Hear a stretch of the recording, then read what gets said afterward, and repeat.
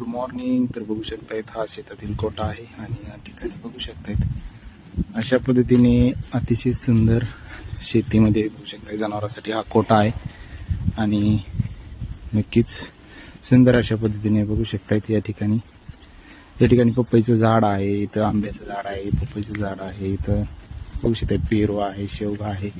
त्याच पद्धतीने ही संपूर्ण शेती आहे. इथं आळूची पाने लावलेली आहेत. त्याच पद्धतीने या ठिकाणी एक बोर आहे, त्या ठिकाणी पेरणी चालू आहे आणि अशा पद्धतीने आपलं शेत जे आहे ते खाली जे एक झाड आहे तिथपर्यंत आहे. त्याच पद्धतीने इकडे जनावरांसाठी बघू शकतायत कडबा आहे जनावरांसाठी. इथं नारळाचं झाड लावलेलं आहे, हे आंब्याचं झाड आणि अशा पद्धतीने इथे पाईप सुद्धा आहेत. इथे सुद्धा आळूची झाडे आहेत. अजून बघू शकता इथे जांभळीचं झाड आहे आणि हा ओव्हरव्ह्यू आहे. इकडे आपला कोटा आहे, या ठिकाणी चुलत्याचा कोटा आहे, त्यांनी सुद्धा कडबा आहे. या ठिकाणी अशी संपूर्ण शेती आहे. या ठिकाणी बघू शकता झाडे आहेत तिथे आंब्याची. ही सुद्धा जांबाची झाडे, आंब्याची झाडे आहेत तिथे.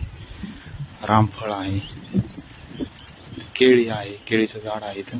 या ठिकाणी पपई आणि हा जनावरांसाठी घास आहे आणि इकडे पेरणी चालू आहे. अशा पद्धतीने बघू शकता इथं पाण्यासाठी आपण विहिरीतून पाणी, इथं जमीन भिजवण्यासाठी अशी पाण्याची सोय केलेली आहे. आणि या ठिकाणी बघू शकतायत आजोबाच्या काळातील विहीर आहे, जुनी पूर्ण भरलेली आहे पावसाने. अशा 2 विहिरी आहेत. आपण तिकडल्या शेतामध्ये एक विहीर पाहिली होती आणि ही एक 3 बोर आहेत पाण्याच्या.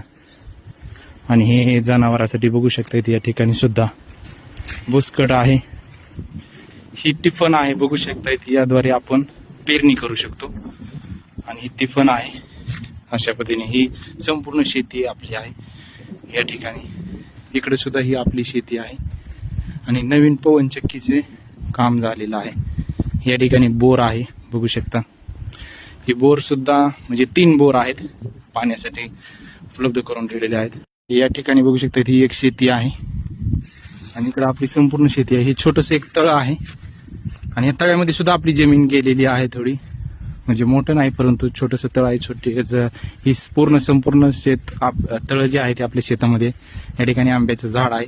अशा पद्धतीने उत्कृष्ट शेती आहे. आता पेरणी मशागत झालेली आहे आणि पेरणी करायची आहे.